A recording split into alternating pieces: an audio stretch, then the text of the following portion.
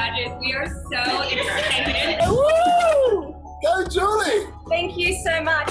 Just want to say.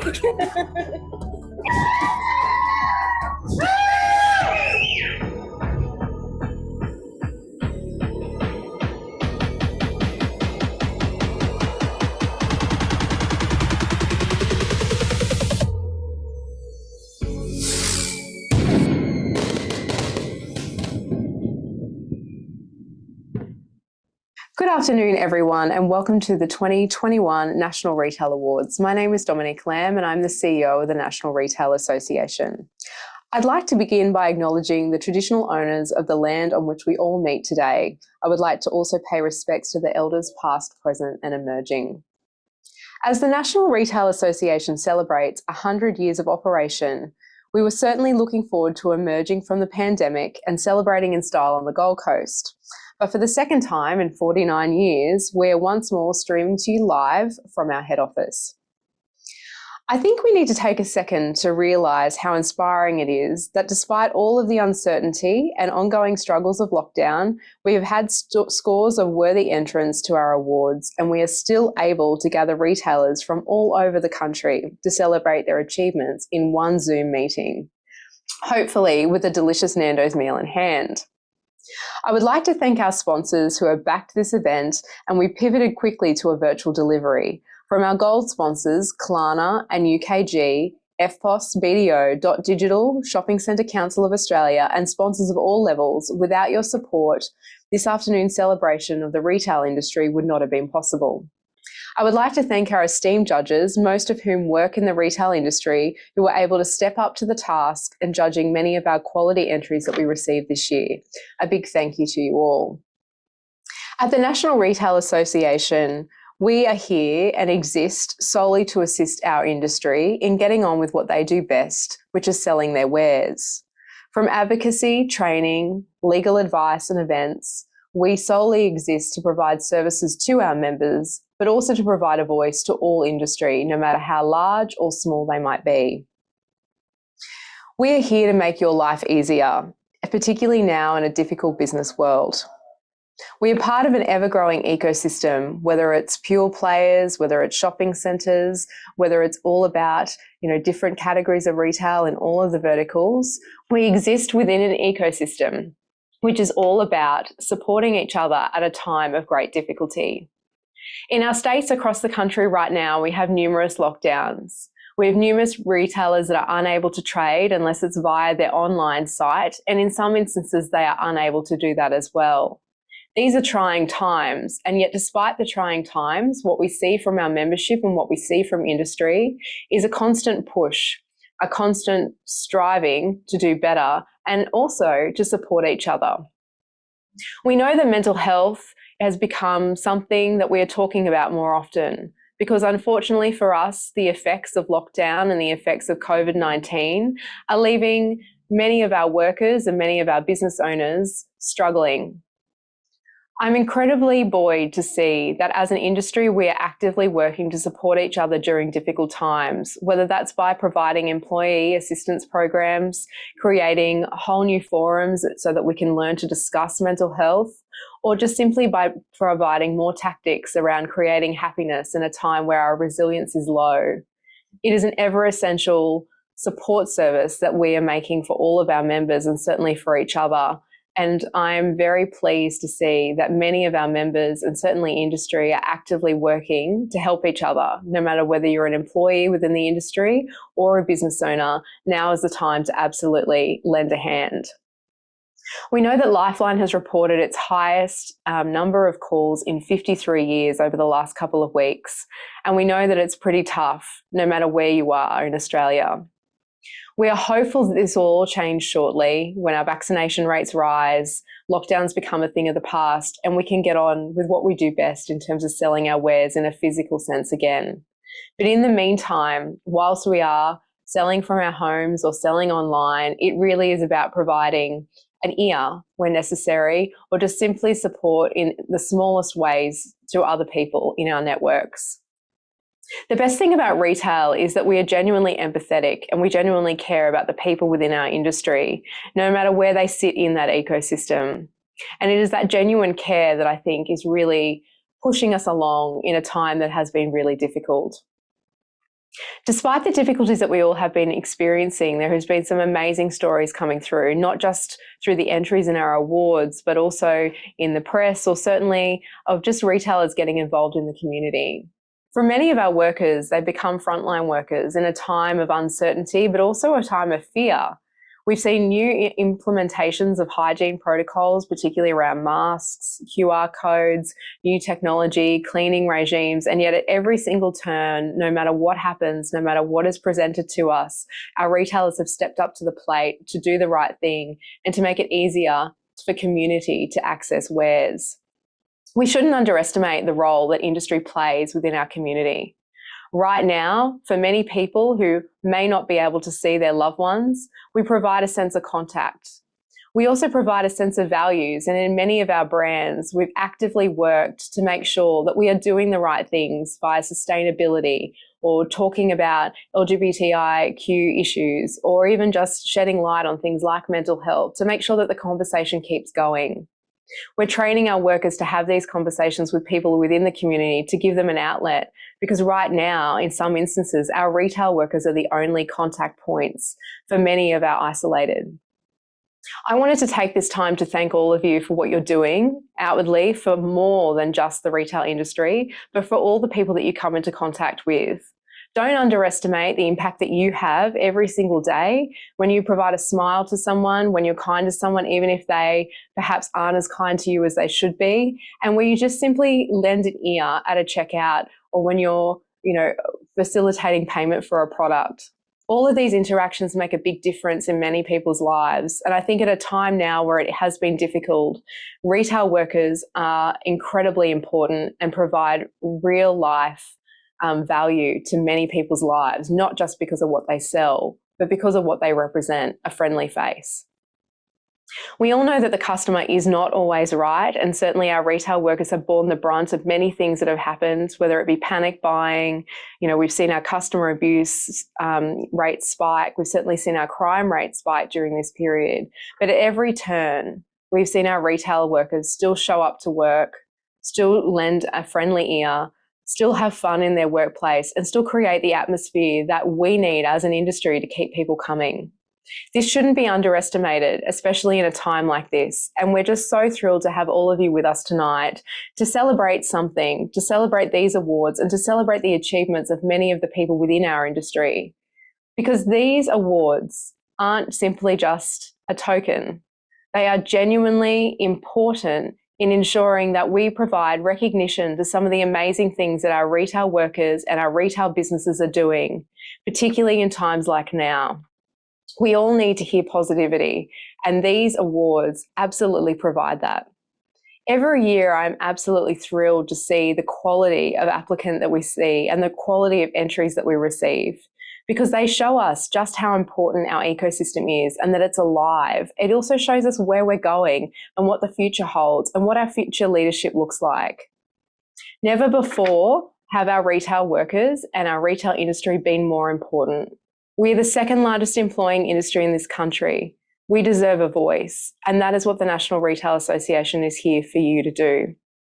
So remember, please celebrate tonight, but we also want to hear from you.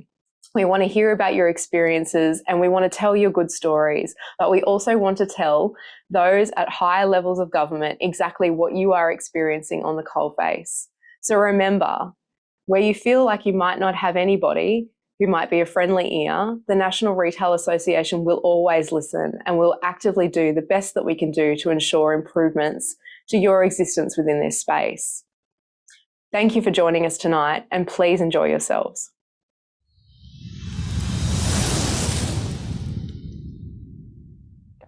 Welcome to the second Virtual National Retail Awards. I am Beck Galter, Director of Marketing and Events at the National Retail Association. And for the second year, your MC. I acknowledge the traditional custodians of the various lands on which you are all attending from today, and the Aboriginal and Torres Strait Islander people participating in this meeting. I pay my respects to elders past, present, and emerging, and celebrate their ongoing cultures and connections to the land. Now, while it would have been amazing to mingle and dance and spend a long weekend luxuriating on the Gold Coast, I am still so happy to be here with you all digitally. So get stuck into your Nando's and pop the champagne as we get started. Please feel free to use the chat as well. We would love you all to speak and network. And our sponsors are standing by in a virtual meeting room. If you would like to arrange a one-on-one chat to see how their solutions can benefit your business, book a meeting at nra.swogo.com/2021 National Retail Awards. Now, this afternoon, you'll hear from Australian icon and inspirational speaker, Turia Pitt, and former Sports Girl CEO turned mindset coach, Colleen Callander. And you could win a share of $1,000 in Prezi gift cards during the all-important retail quiz. So I hope you're paying attention throughout the awards because there might be some clues. You can download the Kahoot app now or log in through the browser at kahoot.it a little later today. And we would also like to thank our gold sponsors, Klarna and UKG, along with our sponsors BDO, Digital, FPOS, Retail Doctor Group, the Shopping Centre Council of Australia, Rubler, GS1 Australia, Prezi and Netstripes for making this event possible at all. And if you're having a viewing party, make sure you take some photos and tag #National Retail Awards and #Retail Excellence. And don't forget to @us too. So without any further ado, let's get into it. The first award for this afternoon is the Sustainability Champion of the Year, proudly brought to you by Digital. Please welcome Rohan Locke, General Manager APAC for Digital, to announce the award nominees. The Digital platform is an omni-channel marketing solution for B2C, B2B, and NFP marketers. Import data, build segments and triggers, and create relevant marketing campaigns that engage your customers on their favourite channels. Don't limit yourself to email marketing. Personalise your marketing messages across SMS, push notifications, live chat, and social ads. Digital is proud to be part of the National Retail Awards in 2021. Awards that recognise so many great contributions from people and businesses in our industry over the last year. I'm here today to present the award for Sustainability Champion of the Year, a category that really does mean a lot to us at Digital and is close to our hearts. Being the first marketing automation platform globally to be carbon neutral, and also the first marketing automation platform to achieve the internationally recognised environmental standard of ISO 14001. And the nominees for Sustainability Champion of the Year are Citizen Wolf, Data, Designer X, Harris Scarf, Macpac. The winner is Macpac. Woohoo! That's so Yeah. good. Guys, turn on your camera. Oh my goodness. Sorry, that's so exciting. Hi. Hello. Hi. Do you want to say a few words? Just a short few words, if that's all right. I'm so glad I dressed up for the occasion. Very exciting. Thank you to everyone at the NRA, obviously, for hosting these awards, because it must be a big deal. And we're very grateful that our Macpac retail team is really passionate. We're all deeply passionate about lowering our impact on the environment.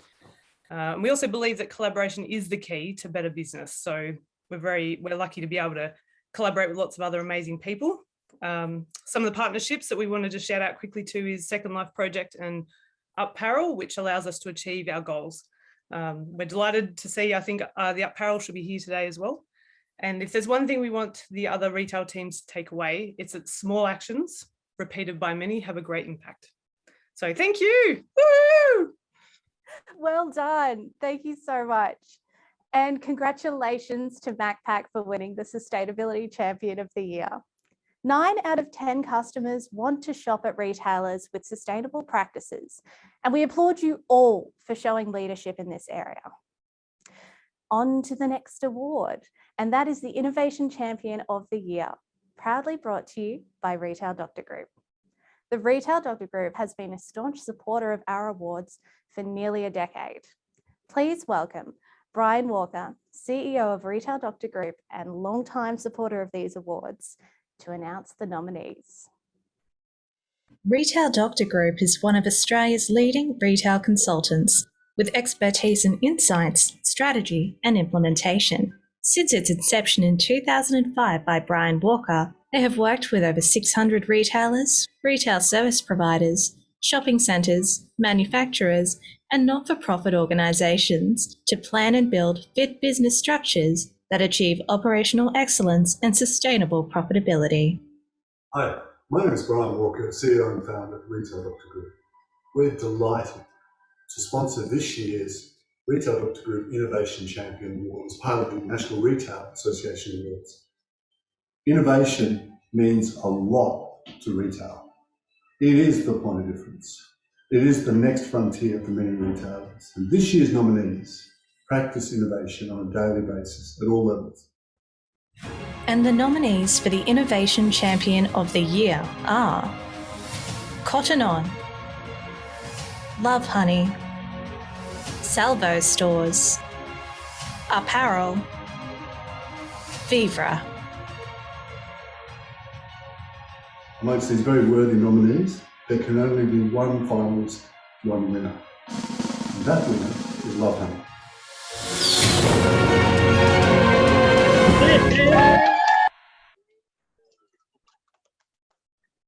Woohoo! Yes, Team yes. Lovehoney, hello. Have you got your camera on? We do. How you doing? All right. Do you want to say a few words? Thank you so much to the National Retail Association for this great award. We're very honoured and delighted to be second year winning this one. And just like to thank our suppliers, all of our customers nationwide. Want to do a big shout out to everyone in New South Wales and Victoria, doing it tough at this moment. We're all thinking of you. But on behalf of Lovehoney family, we've just merged with WowTech to create the Lovehoney Group.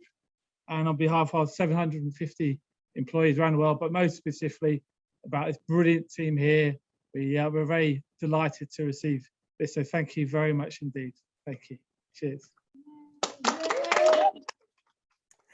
Thank you, Rob. You guys are dangerous 2 years in a row. Congratulations to the entire team for taking out Innovation Champion of the Year. This year has been all about innovation in many ways, and we look forward to seeing what you all come up with next. Well, we know that there are a lot of watch parties that are going on around Australia, and we're going to take the opportunity to cross live to some of them and see how the afternoon is going. First up, we're going to cross to the team from Betty's Burgers in Windsor. Emma Zemo, are you there?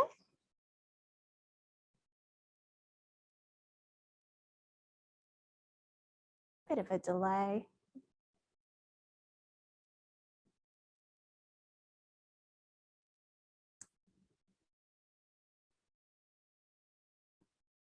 All right, technical difficulties there. We'll come back to you later, guys. Thanks, team. And yeah, let's continue to the next award, the Retail Precinct Champion of the Year.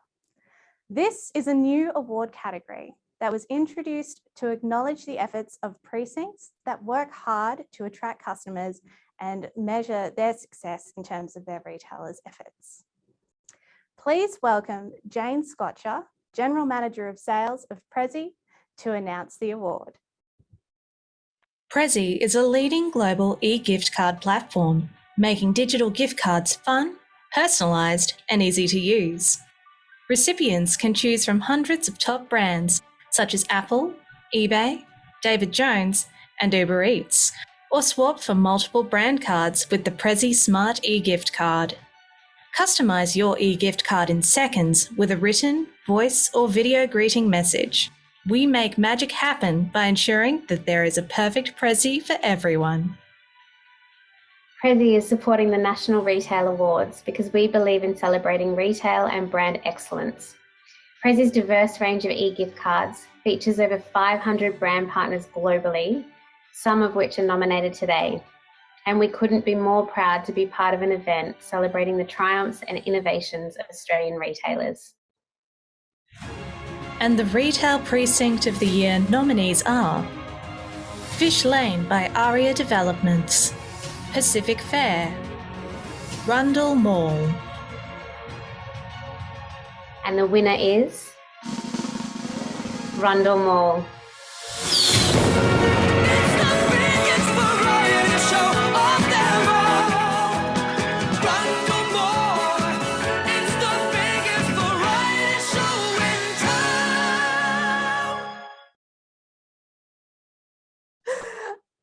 Sorry, couldn't resist that one. Vicky, are you there from Rundle Mall? You might want to just turn your camera on and unmute, Vicky. Do. There you go. Oh my goodness. Thank you so much. It's an absolute honour to receive this award. Rundle Mall is beloved by generations of South Australians. It's not just a shopping destination, it's the heart of the city, the heart of Adelaide, and it's a destination in its own right. Like everyone here today, it's been a particularly challenging year for us, for the whole community. But despite the pandemic, the changing habits and the work from home trend, we're very pleased to have held market share and average spend per visit, and that our traffic numbers are returning to pre-COVID levels. I'd like to thank the retailers and the hundreds of property owners who make up the Rundle Mall precinct for the support and the faith that they place in us to promote the precinct, to the Rundle Mall team who work tirelessly to deliver the best for the precinct, and thank you to the NRA for these awards. It's an absolute honour. Thank you very much. Thank you so much, Vicky, and very well deserving. Congratulations to the Rundle Mall for winning the Retail Precinct of the Year. And if you're wondering why you heard John Farnham sing about Rundle Mall, you need to look up one of my favourite adverts ever on YouTube, and we're going to put the link in the chat a little bit later on. So next up, we're going to cross to the team from Vivra. So they are coming up shortly, just a couple of minutes. All right, so Vivra guys, if you just want to change your name to Vivra in the chat as well, and everyone who's up for award, if you could change your name to your business name, just so we know who's accepting the awards. But we'll circle back later. And we will now continue on. Up next, we have a very special keynote address from Colleen Callander.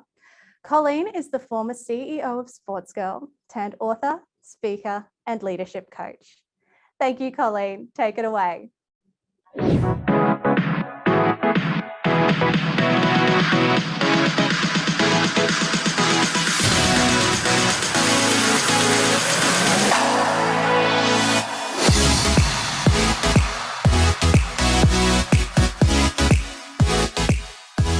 Hi everyone, it's such a pleasure to be here with you for the 2021 National Retail Awards, and a huge congratulations to all of the nominees and to everyone who has been named a winner so far. I want to start by talking about leadership, as it's one of the topics I get asked the most about. What makes a great leader? Are you a born leader? And how do we create great leaders of the future? Leadership is something I'm extremely passionate about, not only my leadership, but the leadership of those around me. When I talk about leadership, I'm talking about not only leading in business, but also leading in our own lives, whether that be in our communities, our schools, our workplaces, or even the home. I always start with what leadership is not. Leadership is not about a title, rank, or power. Leadership has nothing to do whether you have your own office, the number of direct reports you have, or even the size of your pay packet. We've all looked up to and admired people with titles and ranks and positions of authority, labelling them leaders. What I learned over time is that these labels don't automatically qualify a person for leadership. In fact, you don't even need a title to be a leader. Every day, we have the ability to lead through every action, interaction, reaction, and decision we make. Looking back on my leadership journey, I now know that I was shaping myself to be a leader by observation. I listened, I learned, I asked questions, and I made mental notes of the leader I did and didn't want to be of the future. From a young age, I was always so intrigued by the way people behaved, both good and bad. I always wondered what made people treat others with kindness and respect, and what made people step over others for self-gain. What made people create environments of fear and others environments of collaboration? Why were some people caring and others cruel? And why were some generous and others greedy? Without knowing it, I was becoming a leader by design, which is the title of my book. No one is born a leader. We all have the ability to become leaders by design. You can become the leader you always wanted to be. You can become the leader you always wanted to have, and you can become the leader people choose to follow. Great leadership starts with you. Whether you're a CEO or just starting out in your career, knowing yourselves, your value, and your purpose are the foundations of great leadership, no matter where you are on your leadership journey. I liken these three foundations of leadership to building a house. When we build a house, the most important first step is to lay solid foundations. And if we don't, the house isn't going to weather those external elements, and it's definitely not going to stand the test of time. As humans, we're exactly the same. If we don't build solid foundations for ourselves, then we won't be able to weather the many challenges that life throws at us. Knowing ourselves is about pulling back those layers until we get right to the center of really finding out who we are. Who are we without the hats we wear, without the titles we have, and without the roles we play? Asking ourselves questions is one of the most powerful ways to get in touch with our inner self and get clarity on who we are and the leadership life that we want to live. If I think about the great leaders I've ever met, one thing they all have in common is self-awareness. When we know who we are, that's when we're ready to serve others. That's when we're truly ready to lead. Values have always been a big part of how I live my life, and not only set the tone for how I behave and what's important to me, but also how I lead and how my leadership impacts those around me. Values are those things that really matter, the ideals and beliefs that we deem most important in the way we live and work. And our values also act as our inner compass for all of our decision making, not only in leadership, but also in life. Our values are an important part of not only who we are, but also play an incredibly important part of who we want to become. Like our values, our purpose also guides our decisions, shapes our goals, gives us a sense of direction, and creates meaning. Our purpose is the reason we get up every morning. It puts a fire in our belly. It's why we show up. And it's the message we want to share with the world around us. When we know our purpose, we move from what we do to why we do it and why does it matter in all areas of our lives, including the way we lead. When you Google the word leadership, there are as many definitions of leadership as there are leaders. My simple definition of leadership is one life impacting another in a positive way. Great leadership is perhaps the most competitive advantage an organisation can have. Great leadership is inspiring and empowering others to do great things. Great leadership is about showing compassion and courage in the way we lead. Great leadership is believing in others when they don't believe in themselves. And great leadership is acknowledging the power of people. We live in a profit-driven world. Sales, margin, shareholder returns, market share, revenue and profit, which are all absolutely essential for organisations to reinvest, innovate and grow. However, an area that often gets overlooked and one that you're not going to find on a spreadsheet is people.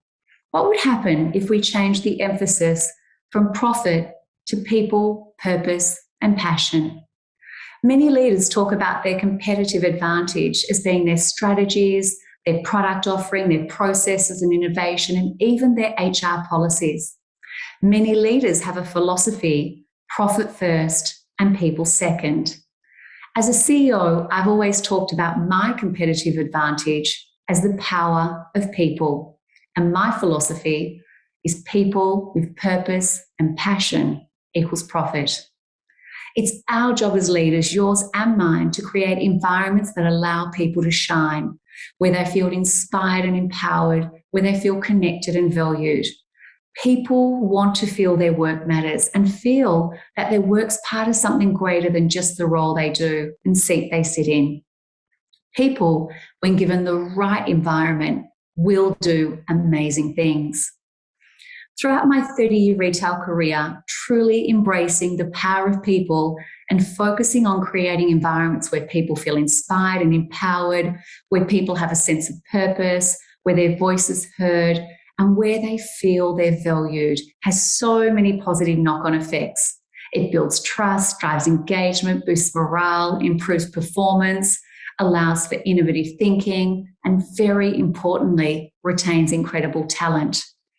It's the power of people that can have a significant and very real impact on your business success and bottom line. In the past 18 months, our worlds have been tipped upside down and inside out, and leaders have needed to step up and act quickly and find new ways of working and, in many cases, doing business differently. However, throughout this time of uncertainty, there's one thing that I am absolutely certain of, and that is that leaders who navigate with passion and humility, and the ones that have solid foundations, and the ones that focus on their people will not only survive, but will thrive during these challenging times. There are still far too many leaders stuck in what I call the old style of leadership, one driven by authority, not influence, one driven by dictatorship, not democracy, and one where profit comes at the cost of people. This style of leadership is not only impermissible and outdated, but it's also highly destructive. I want to change the rules. Together, we can change the rules. It's time to embrace a new style of leadership, one of authenticity and compassion and honesty and integrity, and one where people are at the heart. In this new style of leadership I keep talking about, is also one that encourages more female leaders to believe in themselves and have the confidence to step up and find their superpower and share their voice. And most importantly, one where we lead with kindness. Kindness isn't the first word that comes to mind when you think about great leadership, right? Well, I'm here to challenge that thought. Leading with kindness is what will separate good leaders from great leaders of the future. It's a common misconception that being a kind leader makes you a weak leader. I believe the opposite is true. Being a kind leader requires courage and strength. Kind leaders are very capable of making good and strong business decisions, even tough decisions with kindness. Kindness is the new superpower for leaders. In fact, I believe it's a new and powerful form of currency, one you can trade for loyalty, commitment, and high performance. The thing about kind leadership is it brings different elements of authenticity and warmth and trust. What I really mean is including a little of each of these in our day-to-day leadership. It's time for kind leaders to step up and have a voice and be the game changers, not only for our generation, but also future generations. We can't change the past, but it is our job, yours and mine, to help shape the future. Kindness starts at the top. It's one of my values and is right up there when it comes to the way I've led in my 13 years as CEO. Kindness may be one of the least acknowledged and appreciated leadership qualities. However, I believe it's one of the most important and one of the greatest gifts you can give to another human. Understanding and valuing the people you lead and showing kindness in leadership is essential today, and in my experience, leads to happier, more productive, collaborative, and really positive teams. I want to clarify when I talk about kindness. Kindness doesn't mean people can fly under the radar. Kindness doesn't mean people are not accountable. Kindness doesn't mean we accept underperformance. And kindness doesn't mean people have no boundaries and rules. Kindness is about setting clear expectations, holding people accountable, giving honest feedback, encouraging growth and high performance, pushing people beyond where they feel comfortable, beyond that comfort zone, and building human connections. Kindness can apply to so many areas of our lives, at work, in our relationships with our children, family, our friends, in our schools, and even within our communities. It's time to shine a spotlight on leading with kindness in every aspect of our lives. Let's not wait. The time is now. So pause it before we get to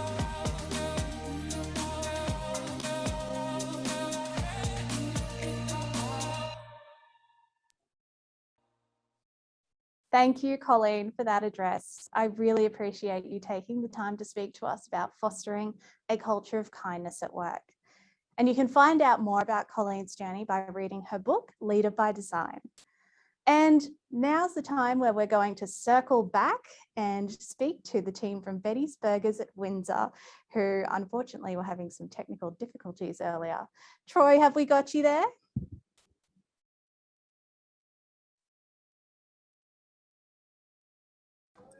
I'm going to say the most. Yep, there we go. You're off mute. Let's do it. How you doing? Here we go. Hi, Beck. How you going? Hi, everyone. Hi, I can't see your beautiful faces. Is the camera on? The camera's on. There we go. Hi, everyone. Thank you. How amazing, Beck. Thank you to you and Dominique. Firstly, what an amazing effort to get this amazing event away. I know you had to pivot to do this digitally.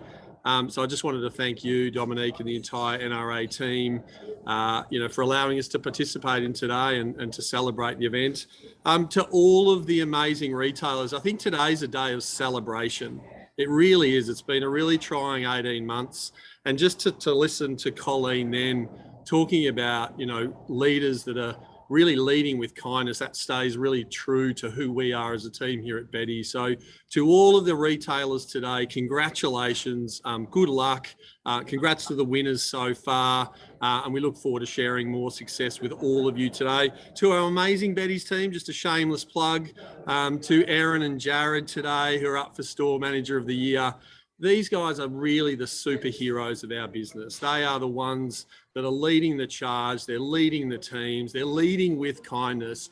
And to have them heroed today and being an elite group of shortlisted candidates today, congratulations. To Katie Whelan, our HR professional, again, another shameless plug. This lady is an absolute superstar. Congratulations to you, Katie. We wish you all well today. Thank you. Have an amazing afternoon. And that's it from Betty's here in Windsor in Melbourne. Thank you. Good on you, Troy. Well, thank you very much for checking in, and your plug about looking after your people. Your plug about looking after your people is actually a really great segue, because our next award is the People and Culture Champion of the Year, which is proudly brought to you by Rundle. Please welcome Sean Lyons, Head of Sales for Rundle, to announce the award nominees.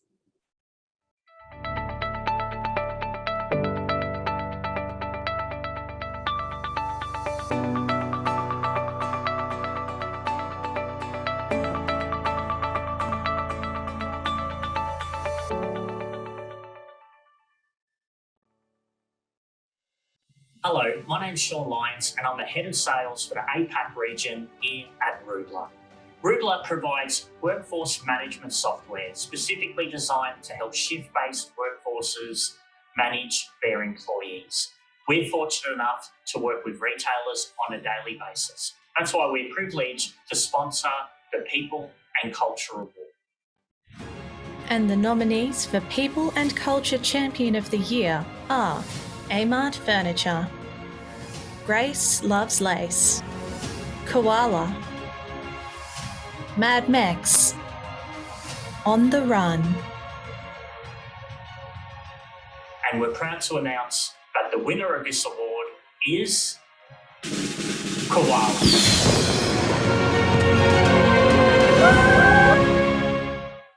People. Hi, is that you, Alana? It is, and the one benefit of having children that are being homeschooled is that you have extra cheerers.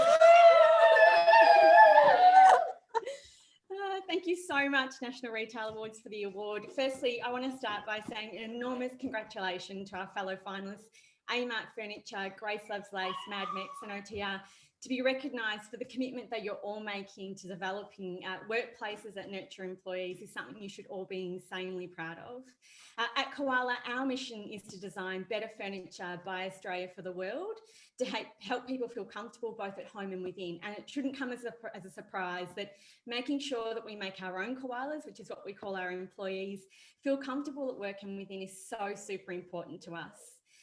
To our incredible P&C team, there are almost no words to describe how insanely proud I am to accept this award on your behalf. Over the last 12 months, you have achieved so much.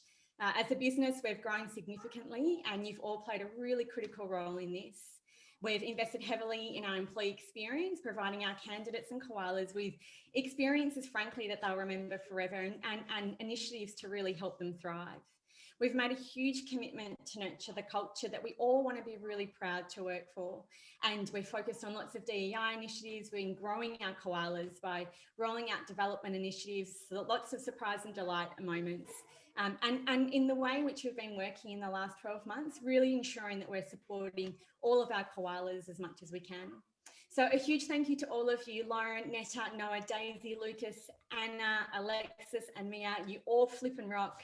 To Mitch, our CEO and our executive team, who are massive advocates for the people agenda, and to each and every single koala who is part of creating such a beautiful place to work. This award is for all of you. So thank you. Amazing. Thank you so much. And you've certainly showed that your culture has an excellent quality. Sorry, the pun was right there. Moving on, the next award is the Online Retailer of the Year, proudly brought to you by FPOS. Please welcome Stephen Benton, the Chief Executive Officer of FPOS, to announce the award nominees. Innovative solutions to keep businesses ahead and help Australians stay on top of their money. That's what FPOS is all about. FPOS was born right here in Australia, and they're committed to doing the right thing by their fellow Aussies. As a homegrown fintech, they reinvest their revenue into innovative FPOS solutions to help you save money and stay secure, whether you're doing the small business hustle or sailing through the checkout. Hi, I'm Stephen Benton, CEO of FPOS. What a wonderful afternoon it is to be celebrating the retail industry across Australia. Sponsoring the Online Retailer of the Year Award category is very exciting for us.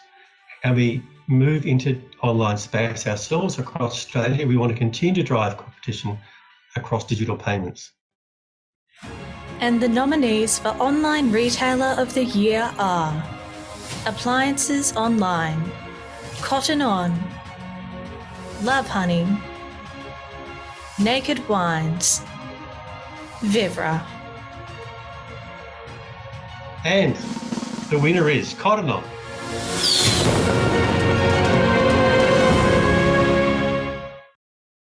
All right, have we got you there, Team Cotton On?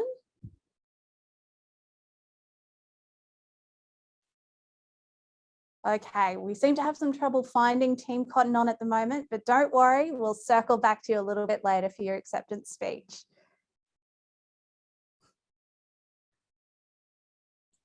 Or have we? What does my tech team say? Hello. Hi, just wanted to thank the National Retailer Awards on behalf of Cotton On.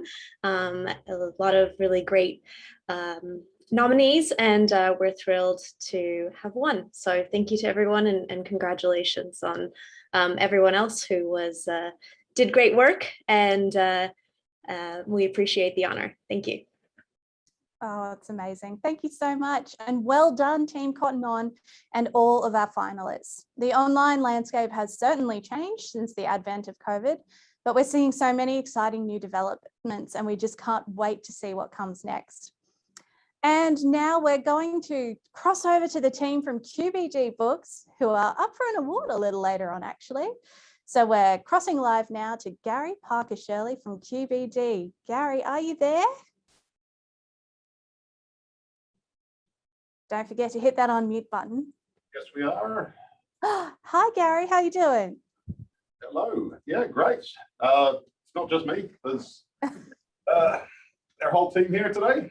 Well, a chunk of our team. Oh, wow, it's a proper party. It is. We have champagne. Amazing. And so what did QBD do to celebrate? Started to go up a little upscale. It's yeah, in anticipation of our win, of course. Very, very confident. I'm loving that energy from you, Gary. So what have you guys got on the agenda after this? Is it going to be Friday afternoon drinks, win or lose? Possibly.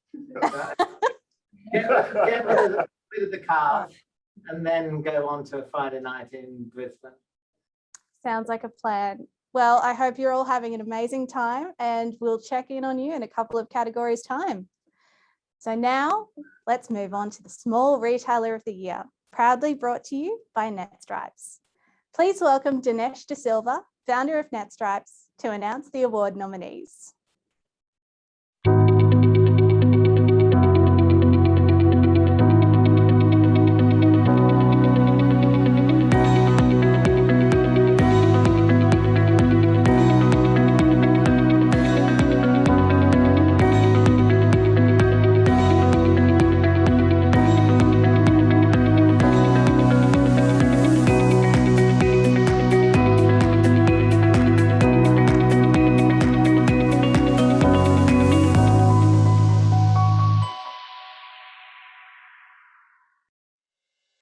NetStripes is excited to be part of the National Retail Awards in 2021.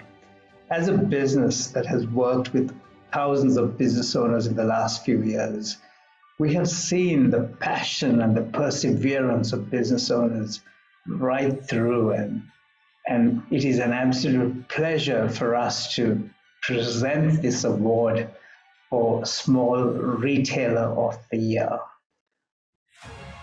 And the nominees for Small Retailer of the Year are Bindle, The Atoyle Collective, Morsel, The Party People, Vivra.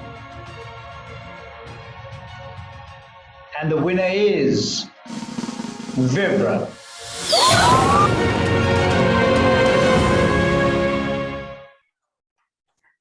Okay, I think I heard some celebrating there. Team Vivra, are you there? Yes, oh my God. Sarah and I are absolutely stoked to receive this award.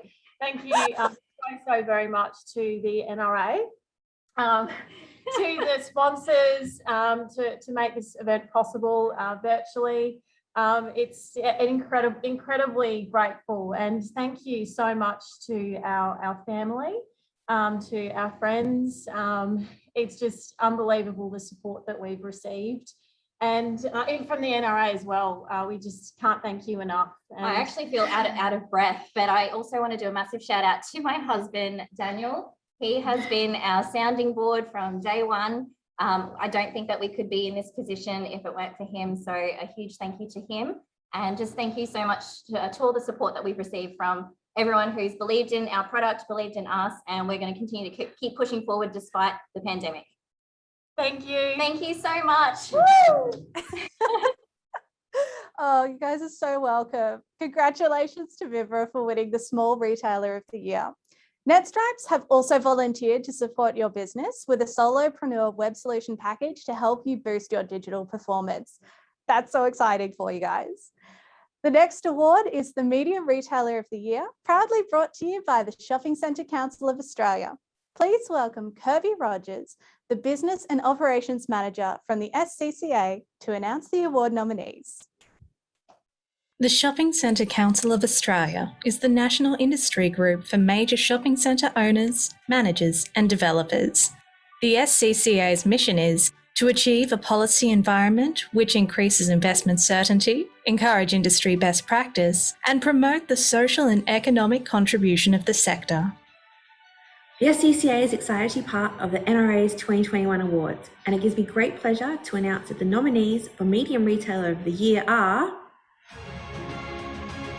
And the nominees for Medium Retailer of the Year are Lovehoney, Naked Wines, Surf Stitch, Tennis Gear, Wilson Retail Co., winner is Wilson Retail.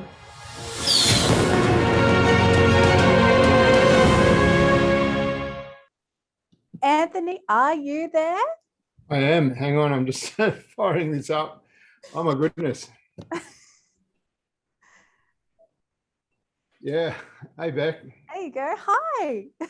Oh my goodness. This is really unexpected. That was a star-studded field. Firstly, thank you to yourself and Dom and the team at the NRA. Absolutely amazing what you guys have pulled off. Congratulations, of course, to the other finalists. You know, it was a big effort to get the submissions done in difficult circumstances. This is amazing. Kudos to an awesome team that we have, you know, here in Port Macquarie. For those that don't know about us, we have 3 brands across the surf and skate retail genre. We stores, you know, across Tasmania and regional New South Wales. We absolutely love what we do. We live in a beautiful part of the world, and lockdown really sucks. Yep. Lockdown sucks. Thank you. Yeah, well, you guys have still done a considerable achievement, so you should be really proud. Awesome. Thanks, babe. Thank you, Anthony. Congratulations to the entire team at Wilson Retail for winning Medium Retailer of the Year. The next award is the Large Retailer of the Year, proudly brought to you by UKG. Please welcome Diana Barbieri, Head of Retail and Hospitality Practice, Asia Pacific at UKG, to announce our nominees. Have to catch an early train, gotta be to work by 9. And if I had an airplane, I still couldn't make it on time. It's just another manic Monday. I wish it was Sunday, 'cause that's my fun day. It's just another manic Monday. UKG is honoured to be joining you to sponsor the Large Retailer of the Year award. Formerly known as Kronos, UKG is a leading global provider of HCM, payroll, and workforce management solutions. UKG's award-winning Dimensions and Ready solution help tens of thousands of organizations across geographies drive better business outcomes, improve HR effectiveness, streamline the payroll process, and help make work a better, more connected experience for everyone. And the nominees for Large Retailer of the Year are Kmart, QBD Books, Salvo Stores, Sushi, Winning Group. And the winner is QBD Books.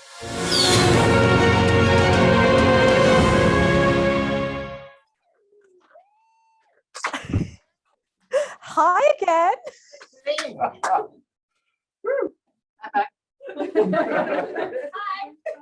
We're not excited at all.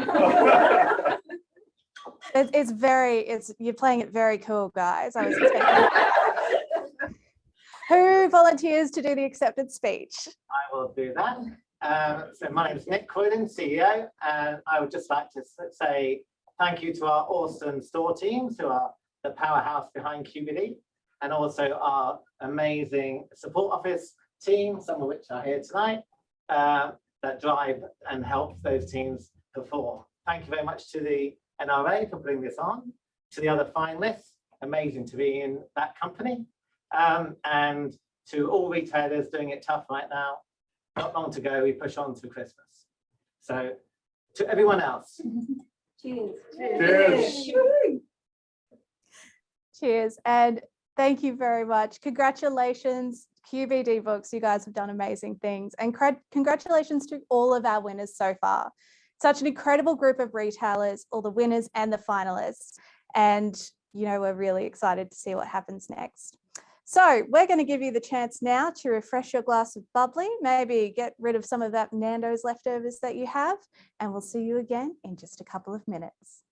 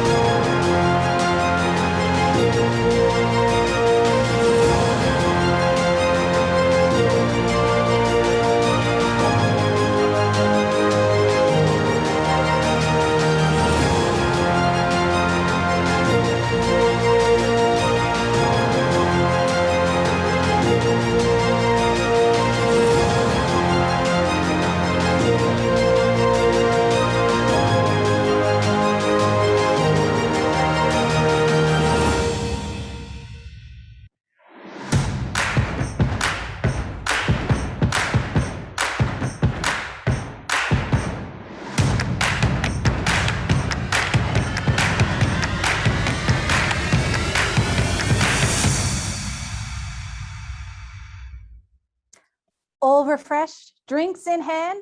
Excellent. I'll take this time to again thank our gold sponsors, Klarna and UKG, as well as BDO, Digital, FPOS, Retail Doctor Group, Shopping Centre Council of Australia, Rubla, GS1, and NetStripes.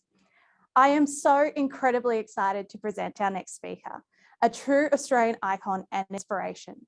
Her story of resilience and succeeding in the face of adversity is vital for us right now.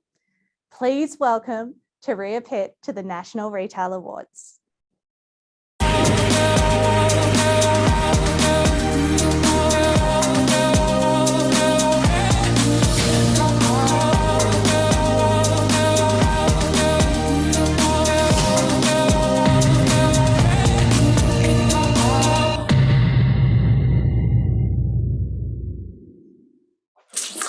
Hello everyone. My name is Turia. I'm an athlete, adventurer and a mum. This year is being filmed on UN land and I'd like to pay my respects to UN leaders past, present and emerging. So it's really great to speak with all of you at the National Retailers Awards ceremony. Good luck to all of you who have been nominated for an award. You've definitely earned your nomination because the past 18 months in Australia, and particularly for Australian retailers, has been a massive roller coaster. So shout out to each and every one of you. And I just want to let you know that your work, it really is valued by the rest of Australia. 10 years ago, I was working as a mining engineer in the Kimberleys in Callander. And at that time, I really had my career path all mapped out. I'd be a graduate mining engineer, mining superintendent. I probably would have done an international secondment, and I had my sights set on one day being the CEO of a global mining firm. That never happened because I entered an ultra marathon, and during that race, I was trapped by a grass fire, received burns to 65% of my body, spent 6 months in hospital, and I was told that I would never run again. So what did I do? I rewrote my story. I reinvented myself, not as a motivational speaker, because us engineers are way more credible than that, but as an athlete, an adventurer, an author. I've done Ironman World Championships. I've written 3 best-selling books. I've run up mountains and valleys and through rivers and gorges. And so what I wanted to take you back to was a time in 2011. And I'd just come out of my month-long induced coma. I was still pretty much burnt raw. Each and every movement for me was excruciating. Even just breathing felt like a thick layer of my skin was being peeled away from me. Despite all of this pain, though, my doctors believed it was really important to get me moving as soon as possible. And so one morning a man came into my room, and this guy was short, he was fat, he was bald, and he had like thick gold chains around his neck. So I thought he was a gangster. But he said to me, "Good morning, Turia. My name is Frank. I'm your physiotherapist, and I'm here to teach you how to stand again." And so I said, "Oh, good morning, Frank. No, thanks, mate. I'm not interested." Now, Frank could have had an equally remarkable career as a telemarketer because he would not take no for an answer. And in one swift movement, he had proceeded to the side of my hospital bed and like jerked me upright. And so I just started screaming the house down. It was complete agony for me. And then he got down at my eye level and like grabbed me by my shoulders and got right in my grill, and he said, "Okay, now we're going to stand." And he just pulled me up onto my own 2 shaky feet. And I just remember sobbing and crying all over his neck into his gold chains. And I'm going to say that was the hardest moment out of my whole journey, because it was in that moment that I realized just how long it would take me to recover, because I couldn't even stand up by myself. So how the hell was I going to be able to walk again, run again, compete again, go back to work? And so I realized early on that day, in fact, that if I just spent all of my energy thinking about what my future may or may not look like, I would have been demoralized. The gap between where I was and where I wanted to be, it was gigantic. It was insurmountable. And so I chose literally to focus on taking my journey one step at a time. And if there's one bit of advice I could give to you guys, it would be to try and do the same. So eventually, after months in hospital, I graduated from taking steps, and I was walking again and I was running again. I thought, I really want to do an Ironman. And I don't know if you know what an Ironman is, but basically it's like the epitome of endurance events, right? So it's a 4-kilometre swim, a 180-kilometre bike ride, a 42-kilometre run, a marathon, and you've got to do all 3 of these events consecutively. And so my first ever Ironman was actually in Australia, in Port Macquarie, and the start of the day was a bit of an anticlimax because, you know, when you imagine a huge athletic event like Ironman, you picture the gun firing and the people just tearing off into the water. So this day was nothing like that. There was a little beep, and then people calmly proceeded to enter the water. Every 30 seconds or so, there'd be another beep, and then another lot of people would go in. And because I was all the way at the back, I actually had to wait 30 minutes to even start my day. And 30 minutes is actually a really long time, particularly when you're feeling a little bit like the cow to the slaughterhouse. I feel like most of us can relate to this, right? That waiting to start is often the worst part of the process, whether, you know, you're waiting to give a speech at work or ask your boss for a raise or, you know, whatever it is. And you get into this really nervous, really anxious state of mind. And that was me the morning of Ironman. I was thinking things like, I don't know if I can do this day. I don't know why I've told every single person in Australia that I'm doing this stupid event. I don't know why I didn't listen to my doctors when they said it wasn't a good idea. And right up until the moment where I entered the water, I was still in such a negative state of mind. But as soon as I actually started, it was like everything inside me suddenly changed. And all of a sudden, my excuses and my fears, you know, I don't have all my fingers. I find it hard to regulate my body temperature. I find it difficult to get in enough oxygen. All of my excuses and my fears, they suddenly became my biggest motivators. And 500 meters into the swim, I thought, yep, this is a great pace, girl. You've only got 14 hours to go. I ended up crossing that finishing line in 13 and a half hours. I did beat Tony Abbott, so thank you very much. And for me, coming down that finishing chute, surrounded by hundreds of spectators, knowing that all of the sweat and tears and sacrifices I'd made to get there to start that day, all of that, you know, showing up day in, day out, particularly when times were hard, particularly when I didn't feel like it, all of that culminated in this moment of triumph. So I'd done one Ironman, amazing. And then I got invited to do the Ironman World Championships in Hawaii. And part of that invitation was to be involved in an NBC doco about my experiences and, you know, my experiences in the race. So I said yes to both. Now, I'm not going to go into any more details about the triathlon itself because I feel like probably, you know, done that already. So I'm going to take you straight to New York. I'd done the Ironman World Championships, amazing, really hard, but, you know, I did it. I'd flown to New York to be part of this NBC doco. And on the night of the premiere of the event, I was all dressed up, all gussied up. And I walked out of my hotel and across to the subway. And as I walked down the dark and dank subway steps, I'd realised that I'd forgotten my FPOS card in my room. Now, maybe for you that wouldn't be a problem, but I always feel nervous when I don't have my FPOS card because my damaged hands, that makes it really difficult for me to hold coins. And so I always feel exceptionally awkward when I'm fumbling with change. So I just avoid that entirely at all costs, literally. But because I was running late, there was no other option except to just pay cash for my ticket. And so I line up in the queue and I can hear the ticket seller, and he sounds like an absolute asshole. He's yelling at people for being in the wrong place, for having the wrong money, for being in the wrong queue. And I'm getting more and more nervous because I know that this interaction is going to involve me handling small pieces of coins. And so I come up with an idea. After I get my ticket, I won't bother sticking around to get my change, right? I'll just leave.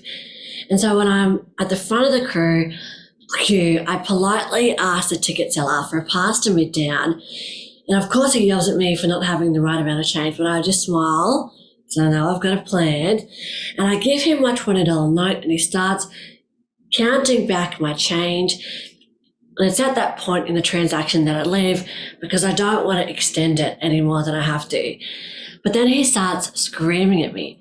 He says, come back here now, come back here. I don't want your goddamn change clogging up my goddamn desk. Super busy subway station, right? People are staring. So I walk back and I say, oh, I'm sorry, mate. I actually can't handle the change. I'm sorry. Is it okay if you just hold on to it, if you just keep it? That just sends him off even more. He thinks, you think I care? You think I want your goddamn change? It's clogging off my goddamn desk. I feel so flustered and stressed and ridiculed by this one interaction that I burst into tears. In the middle of a subway in New York, surrounded by hundreds of strangers, I stop where I am and I start to cry because I was traveling to the NBC premiere event of the Ironman World Champions event that I had successfully competed in. And at that moment, it felt as if all of the work I had done up until that point was futile because I couldn't do this simple everyday task of just taking my change for the subway ticket. When it's really easy for us to own the big moments in our story, the glorious moments, the moments which are immortalized by getting a shiny new award. But it's hard to own those smaller moments, right? Those invisible moments, the moments when we feel like a failure, when things in our business aren't working out well for us, when we forget to take the kids to swimming, or we look in the mirror and we don't like what we see. But I believe owning yourself, owning your story, that means you have to own all of it, the good parts and the bad. Now, I live in Mollywood on the south coast, which, you know, is a beautiful spot. But in 2019, as perhaps a lot of you know, we had a really bad fire season at home. There was no power, there was no water, there were embers falling into my backyard. My town was encircled by flames. There was a thick, heavy smoke in the air. And I was 8 months pregnant at the time. I had my 2-year-old toddler at home with me. And of course, during this time, I wasn't out fighting any fires. I wasn't jumping in a boat to help rescue residents from nearby towns. I wasn't organising food drops. I was, to be honest with you, terrified, completely and utterly terrified. I had reoccurring nightmares about running through flames with my toddler in my arms. I couldn't eat or sleep, and I was putting literally all of my energy into keeping a lid on my panic genie, because once that genie's out, you've got zero chance of squashing him back in the bottle. And so I did what I always do in times of fear or uncertainty or crisis. I started writing. I wrote about the terror I felt and the fear that raced through me whenever I heard that someone was staying back to defend their property. I wrote, they don't know that a fire sounds like 1,000 road trains coming towards you. They don't know that the smoke will feel like it's invading every single one of your pores. They don't know that it will be so hot that they will watch their skin bubble before their eyes. The thing about writing is sometimes when you read it back to yourself, you want to self-censor because you think that's embarrassing, that's too vulnerable, that they're my private feelings and thoughts. And so what I have always tried to do with my story is to share and to put it out there, because I believe that there is power in sharing our stories. And so a girlfriend came over, she read what I wrote, we sat at my kitchen table feeling utterly useless, And we decided to use what I wrote to start up a social initiative called Spend With Them. Now, I don't know if you guys ever heard of this campaign, but it was an idea to basically support businesses from fire-affected communities. So what does that mean? Well, we could profile a homeware store in Milton. Milton had been burnt. We could profile a homeware store. Anyone all over Australia could find out about that homeware store. They could buy something from the store. They could help boost town morale. They could put money back into the local economy, and they could do all of those things at the same time. And, you know, the stories that were shared by the businesses were beautiful, heartbreaking, and life-affirming. There was a woman in the Blue Mountains who grew and sold tea at the market. She was trapped in a town with no power, food supplies, or water for 5 days. She was profiled by the social initiative Spend With Them. She made up her monthly income within a couple of hours. A farmer who made goat's milk soap received thousands of orders. A coffee roaster had to put on additional staff to help them to pack their orders. I think within a couple of days of the campaign, we had close to 200,000 followers on Instagram. The whole thing was really hectic, and it very quickly took on a life of their own. And the campaign, it was really an awesome experience because it, you know, not only financially supported a lot of small Australian businesses, but it was a way for businesses and for people to share their stories. And stories, you know, yours and mine, they're powerful. I really believe that. Now, before I go, I've got one more story that I wanted to share with all of you. I grew up with Tony Robbins' Unleash the Power Within blaring out of the speakers of our 1987 Durago RV. And when Tony Robbins was in town, my dad bought me tickets to go and see him. And so to please the odd man, I went along. The day of the conference, it was totally nuts.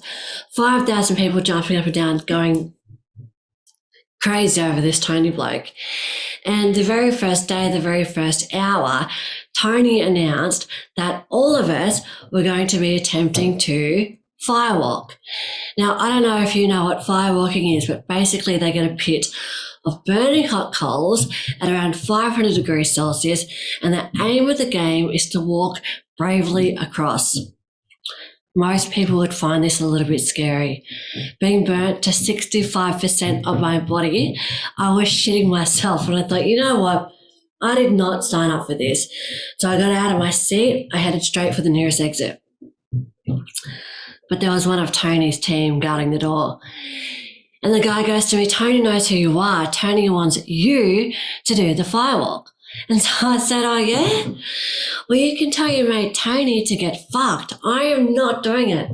And I stood there in this Mexican standoff with this guy, and I started to think about it a little more carefully. And I thought to myself, maybe with each step I take over those burning hot coals, I'll be walking further away from my biggest tragedy and closer towards my biggest triumph. And I got to say, standing there on the edge of the hot coals, I was petrified. Every single fibre of me was screaming to run in the opposite direction, but I still found it in me to take the first step. And amazing. I was elated. Here's the thing with hot coals, though. You can't just take one step. It's a little bit like the game of life. One step is great. It's awesome. It gets you started, but you have to be able to keep on walking forward. Ladies and gentlemen, congratulations to the winners. Thank you for your time, and I really hope you have a great night at the award ceremony. Thanks so much. Right.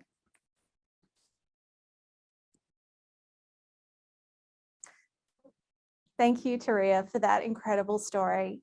Your support for the retail industry has been appreciated since the bushfires, and we admire your outlook so much.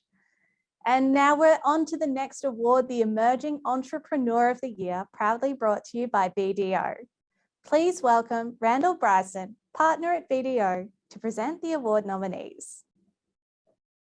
BDO is a trusted advisor to clients seeking audit, tax, and advisory services. As one of the world's leading audit and accounting organisations, They have clients of all types and sizes, from large corporate organisations to private businesses, entrepreneurs and individuals across an array of industry sectors. Hi everyone, and great to be here with you virtually. BDO has a long-standing history of partnering with the National Retail Association, and we're excited to be part of the 2021 awards. The BDO has also got a long-standing history of working with private and entrepreneurial clients. Some have assisted from the startup phase to becoming some of Australia's most well-known brands. And the nominees for Emerging Entrepreneur of the Year are Ada and Lou, Love Boxed, Relia Group, Rooted, and The Somewhere Co. And the winner is The Somewhere Co.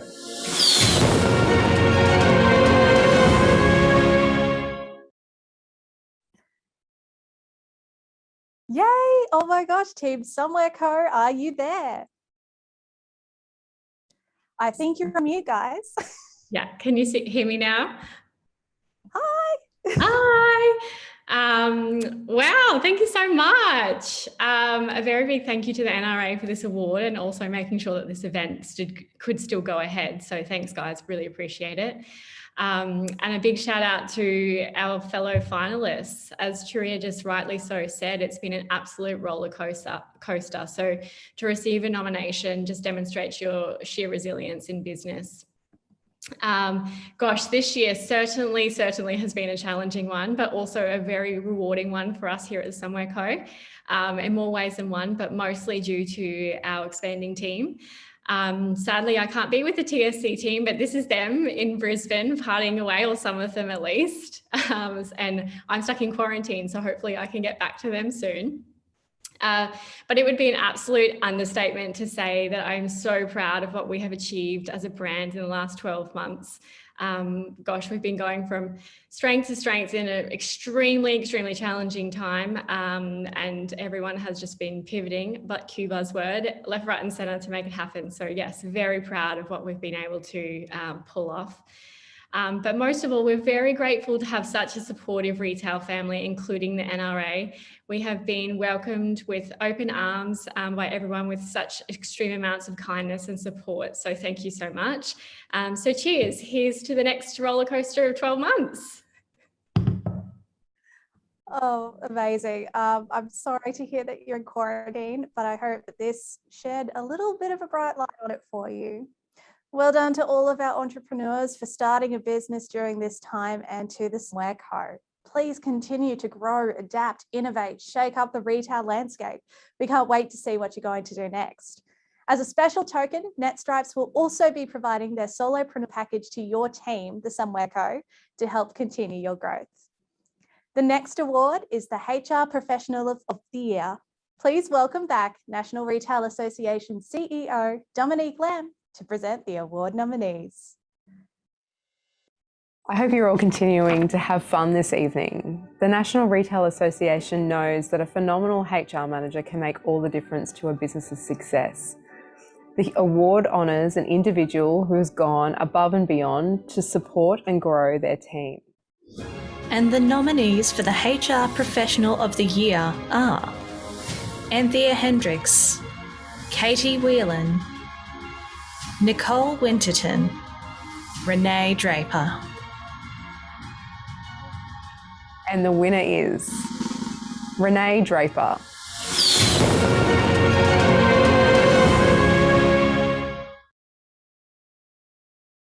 Congratulations, Renee. Are you there?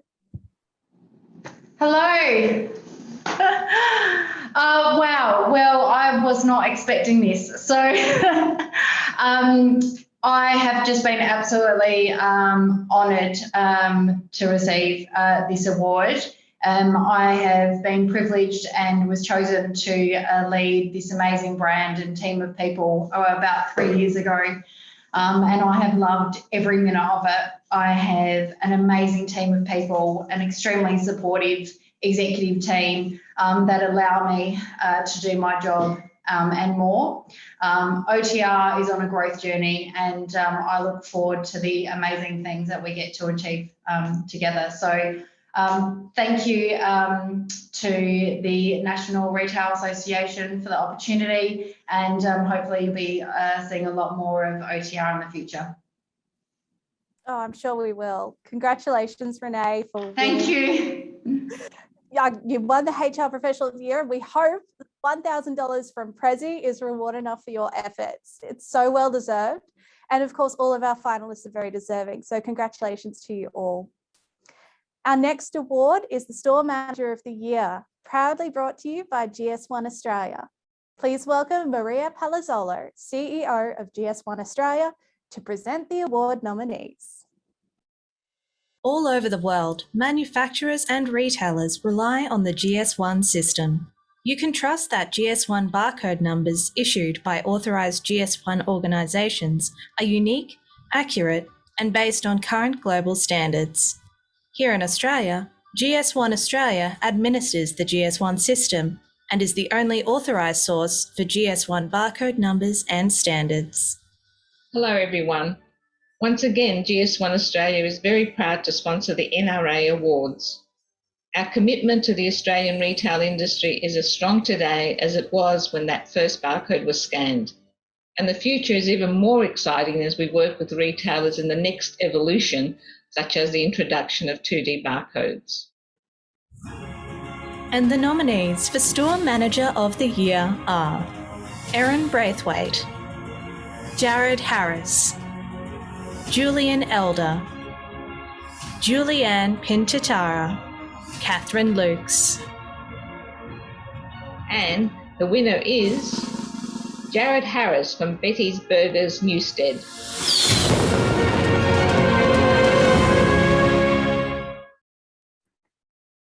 Hi, Jared, are you there? Got to get that camera on, got to get that microphone on.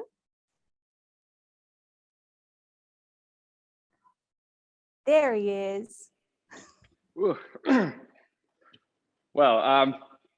I'd like to start by thanking the National Retail Awards Association and the sponsors for organising this event, as well as you, Beck. Your communication over the virtual event was really great.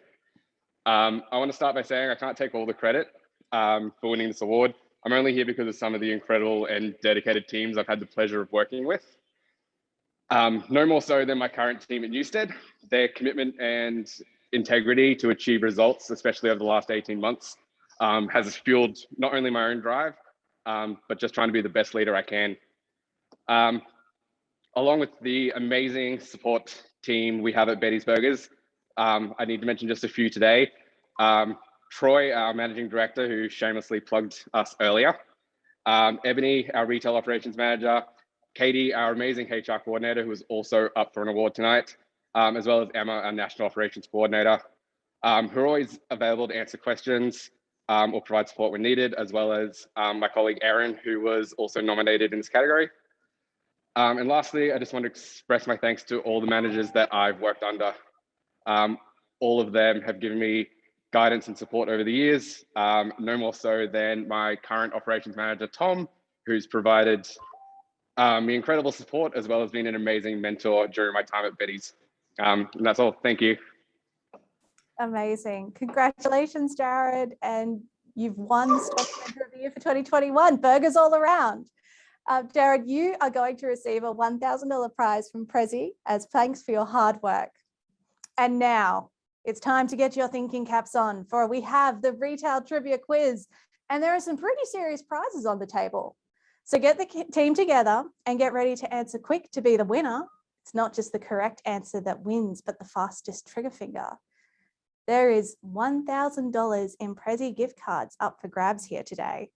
First place is $250. Second place, $150.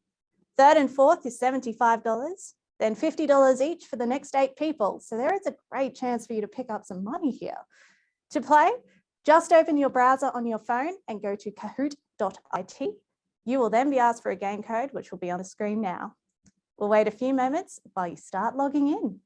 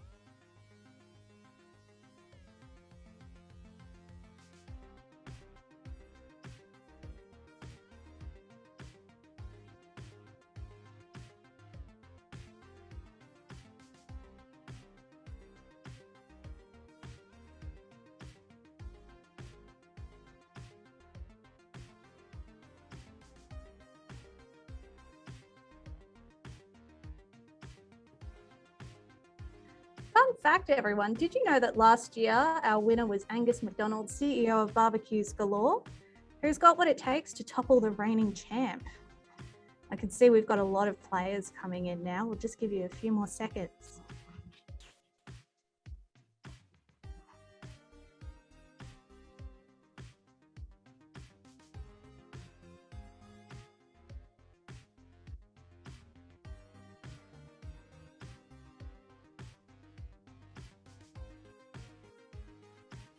All right.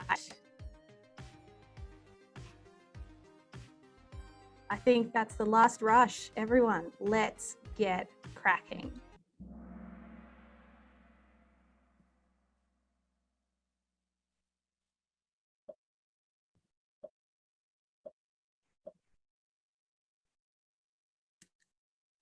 We love branding. Who puts a rose in every cheek?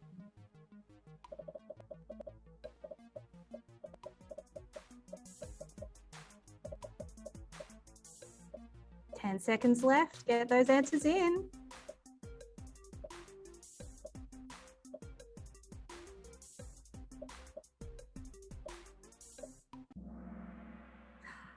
Oh, we had some people who got a bit confused there. Cotty's cordial is my dad makes the fruit. Come on, everyone. All right, who's in the lead so far? We've got Eric. Oh, actually, we've got a tie. This is very interesting. What can happen now? This one has multiple answers, so make sure you pick which two websites launched and kickstarted retail e-commerce in 1995. The 90s.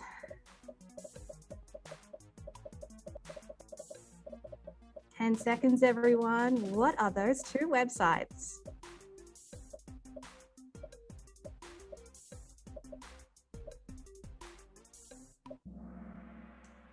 You almost can't remember what life was like without eBay and Amazon. Yes, they were started in 1995. And our leaderboard, wow, big changes. Raz, well done.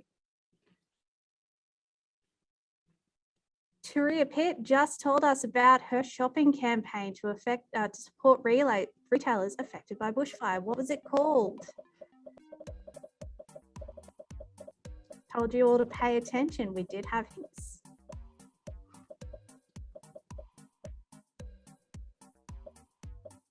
Three seconds.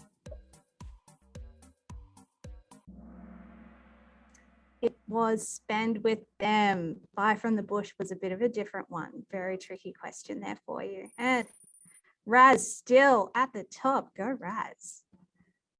True or false this time for double points, everyone. The biggest category for online shopping is clothing and shoes.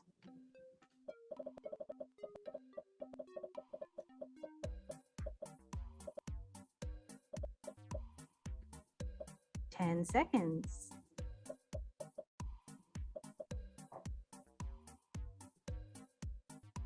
2, 1, and true. Very correct. Klarna's Shopping Pulse report actually showed that it's the strongest performing vertical online.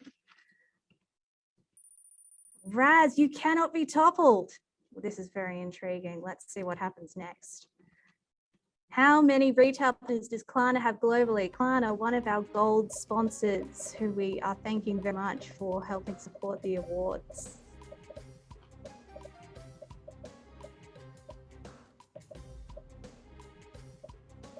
Five seconds, everyone. Come on, take a stab. Over 250,000 retailers in their global network. Raz, oh my God, they've done it. Mahala, you are now our new front runner. Okay, Rundle Mall, my favorite ad. How did John Farnham describe Rundle Mall?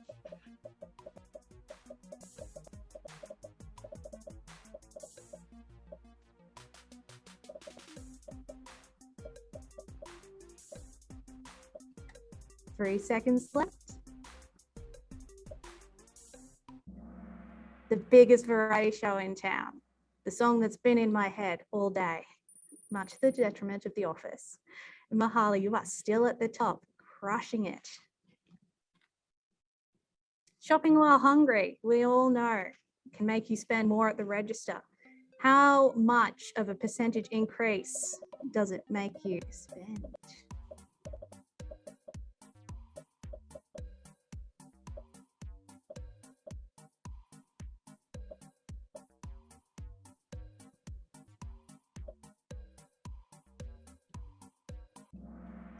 %64%. Hey, that was fairly evenly split between the 64 and 24.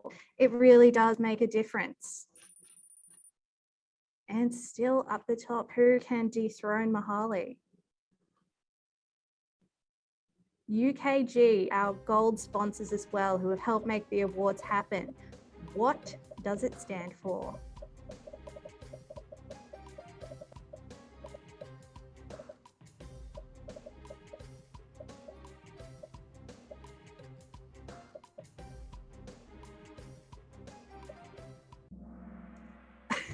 We did have one person go for the one that I very obviously put it as a red herring, but yes, Ultimate Kronos Group.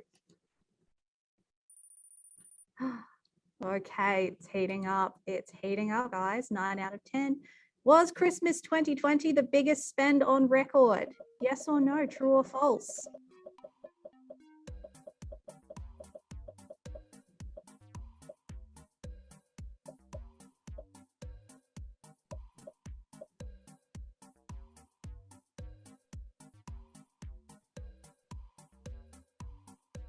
It certainly was, and it was an incredibly bumpy year for online retail as well. Okay, final question. Is everyone ready? This one's hard. How many categories do we have in this year's National Retail Awards?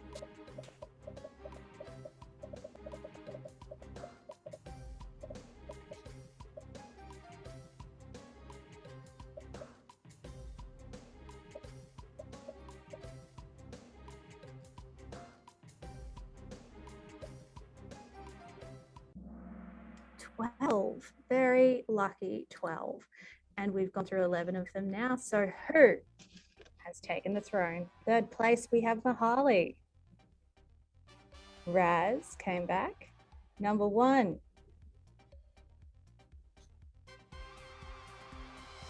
Amazing job. Well done. So we're going to hunt you all down by your email addresses and contact you later on to make sure that you get those prizes.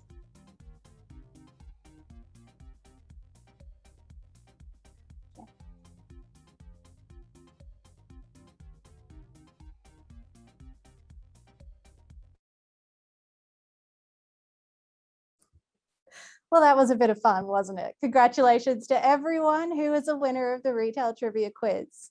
And now we're down to the nitty-gritty, the final award, the Young Retailer of the Year. This award is our longest running. This is the 49th year that we have been celebrating the young people who are the future of the industry.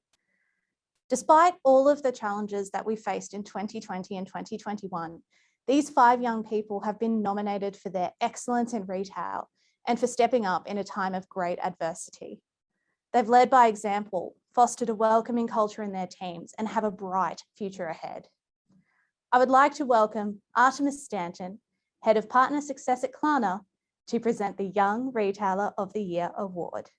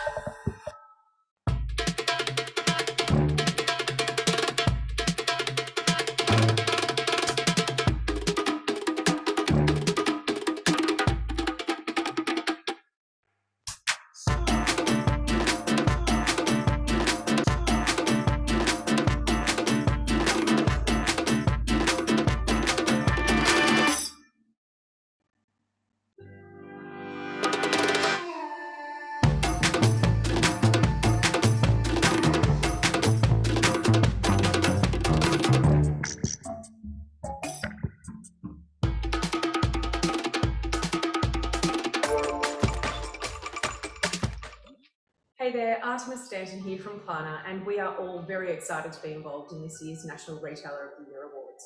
to shed light on the contributions made by our young retailers. At Callander, we are very passionate about the retail industry and the contribution it makes to our economy. And I'm sure we all agree it's been quite interesting to see how the industry has been able to pivot in the most recent times. I think it might be safe to say that the future of the retail industry does lie in the hands of our youths, and as such, we'll always support awards such as these to really call these contributions out and bring light to the young retailers who have really made an impact. And now, the nominees for the Young Retailer of the Year are Akar Rashid, Amy Sutevsky, Hayley Maslin, Hannah Hales, Jamie Garner. The winner is Hannah Hales from Barbecues Galore, Coffs Harbour.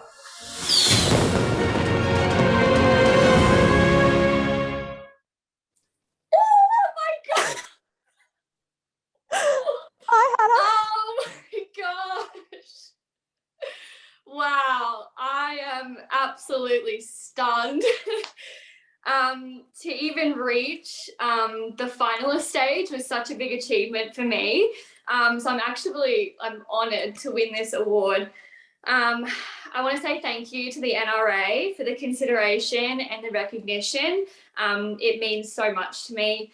I want to congratulate this year's winners and recognise the other finalists. To reach this stage is such a big achievement, especially obviously after the last 18 months with COVID. It's been very hard for everyone. I want to thank Barbecues Galore. It's such a special company to work for, and I always feel so supported and valued and appreciated.